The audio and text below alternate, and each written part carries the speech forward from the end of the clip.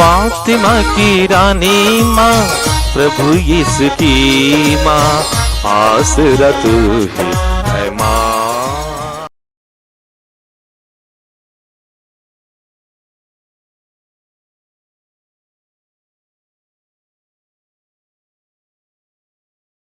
पहला पाठ राजाओं का दूसरा ग्रंथ, अध्याय 2, पद संख्याएं 1-6 से 14 तक। जिस समय प्रभु एलियस को एक बवंडर द्वारा स्वर्ग में आरोहित करने वाला था, तो एलियस एलिसा के साथ गिलगाल से चला गया।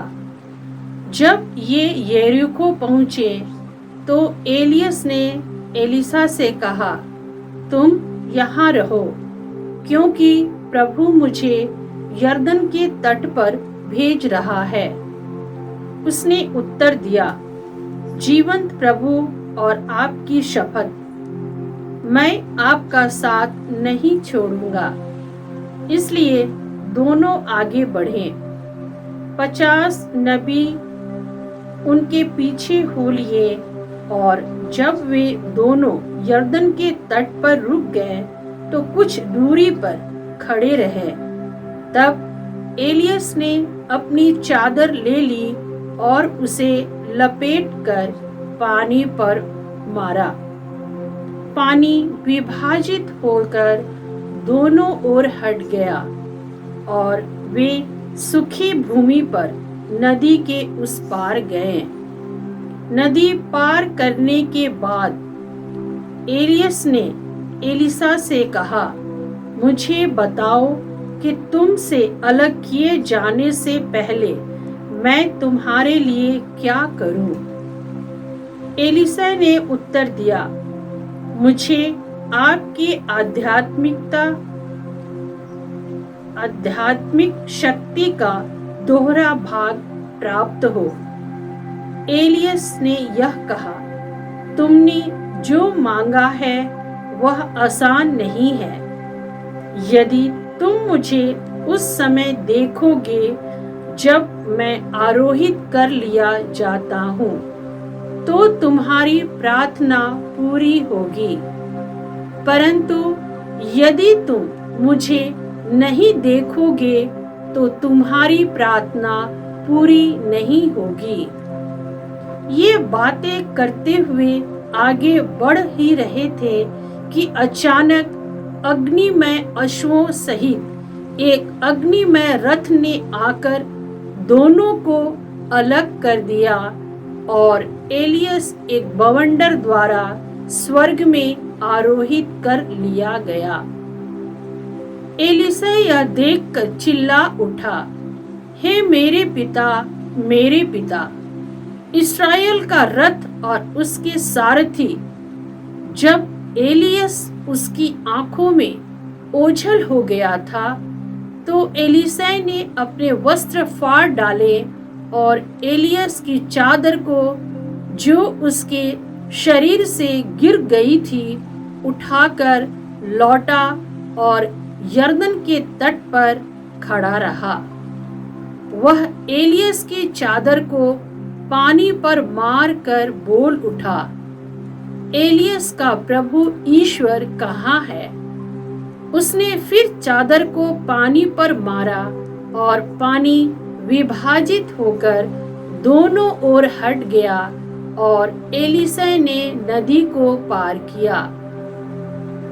प्रभु की वाणी है। ईश्वर को धन्यवाद। भजन अनुवाक्य।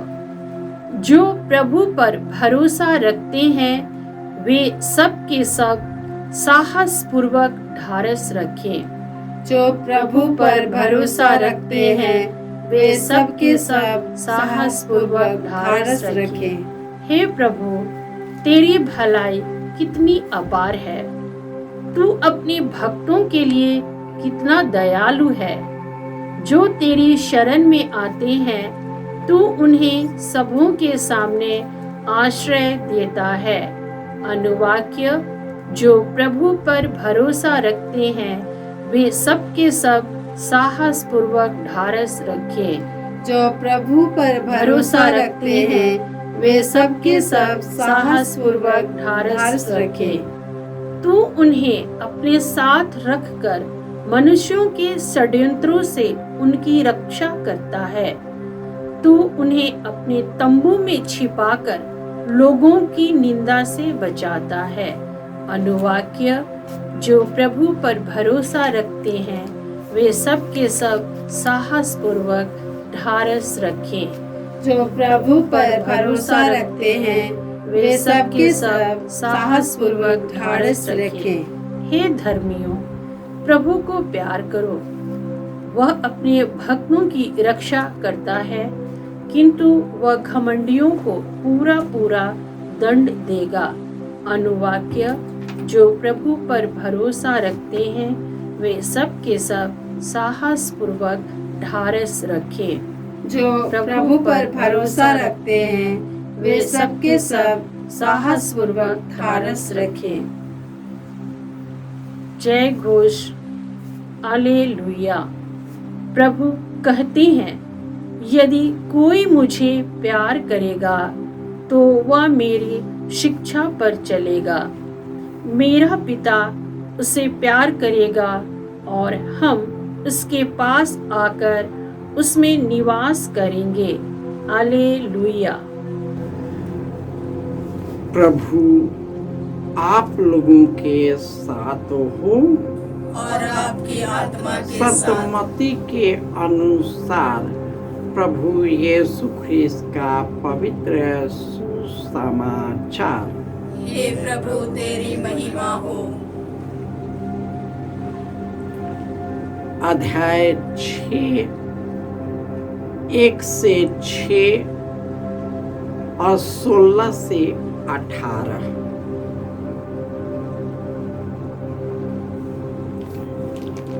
यीशु ने अपने शिष्यों से यह कहा, सावधान रहो।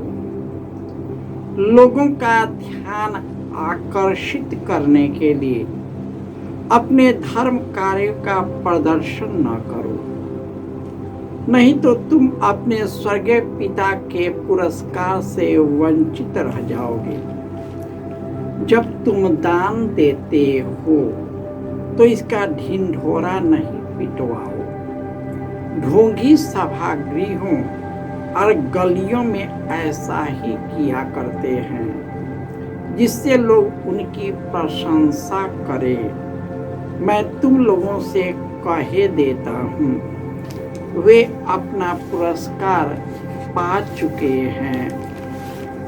जब तुम दान देते हो तो तुम्हारा बायां हाथ यह न जानने पाए कि तुम्हारा दायां हाथ क्या कर रहा है।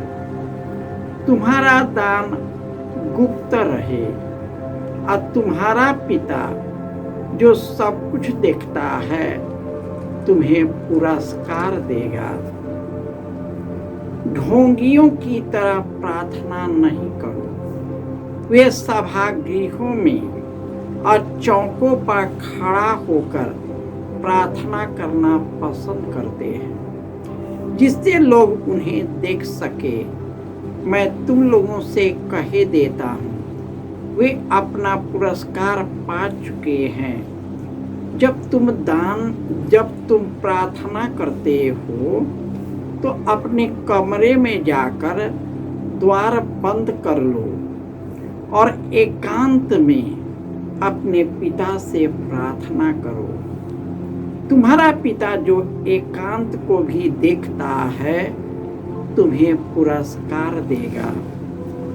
ढोंगियों की तरह मुंह उदास बनाकर उपवास नहीं करो।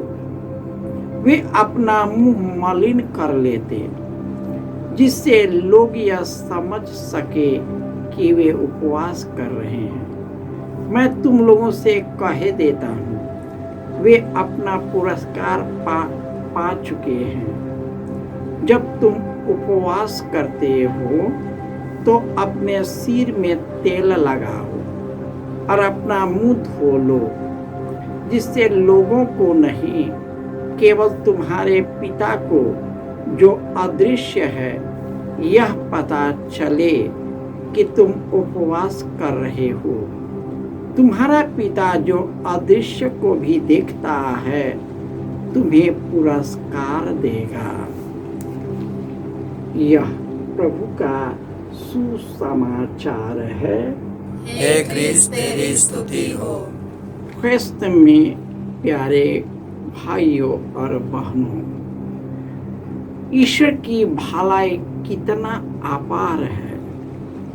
वह अपने भक्तों के लिए दयालु है और जो उसके शरण जाते हैं वह उनको अपने सामने आश्रय देता है। उन्हें मनुष्य के षड्यंत्र से उसकी रक्षा करता है और अपने तंबू में छिपाकर लोगों की निंदा से बचाता है। यह वचन एलियस के जीवन में पूर्ण हुआ और ईश्वर ने उनको कई संकटों से बचाया। आज ईश्वर उन्हें बमंडल में एक अश्वारोही के साथ आरोहित कर लिया गया और उसका शिष्य एलीशा जो उसका चादर ले लिया, ईश्वर ने उसे अनुग्रह से भर दिया और उन्होंने जब चादर लेकर पानी को मारा तो पानी दो भागों में विभक्त हो गया और इस तरह एलीशा उस नदी से निकलकर वापस सुरक्षित आ गया। इस तरह हम देखते हैं जो ईश्वर को प्यार करता है, उसकी भक्ति करता है, उसकी शिक्षा को अपनाता है, उसके मार्ग पर चलता है, ईश्वर उन्हें अपने अनुग्रह से भर देता है। प्रभु यीशु 3 चीजों पर ज्यादा जोर देने के लिए कहता है। पहला है दान।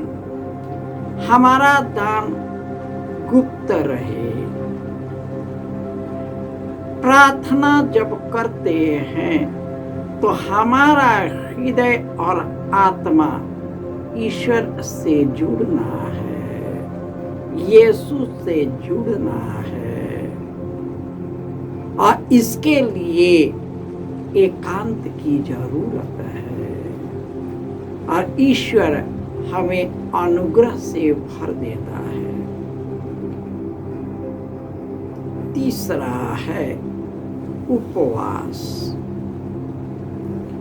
ढोंगियों के जैसे मुंह मलिन करके दुखी होकर उपवास नहीं करें लोगों को दिखाने के लिए, परंतु हृदय और आत्मा से ईश्वर के साथ संयुक्त होकर उपवास और तपस्या में बिताए। ईश्वर हमारे हृदय को जानता है और हमारे हृदय की थाह लेता है, हमारे मन के विचारों को भाप लेता है। वह जानता है कि जो हम कर रहे हैं कैसे, क्यों और कब करते हैं। इसलिए हमें ईश्वर से एक होना है। इस संसार से, दुनिया से, लोगों से हटकर ईश्वर से जुड़ना है। वही ईश्वर हमें आत्मिक शक्ति देगा, हमें दुखों से लड़ने की शक्ति देगा। हमारे सामने कितना भी विघ्न बाधा क्यों ना आए, हम उसका सामना करने में सक्षम हो सकते हैं। जय यीशु